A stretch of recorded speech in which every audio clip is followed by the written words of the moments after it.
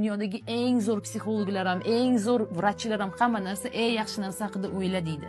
Yaxshi narsa haqida o'yla. Xuddi Ibn Sino aytganidek, insonni kasallik emas, uni fikrlari kasal qiladi, uni fikrlari o'ldiradi deganlarda, iymon pasayib ketsa ham ishonch susayib ketadi-da, o'sha odam qo'rquvda yashashni boshlaydi. Bo'ldi, fikr, xayol faqat qo'rquvda, nimadir boshlasam o'xshamaydi, nimadir qilsam agar bo'lmaydi.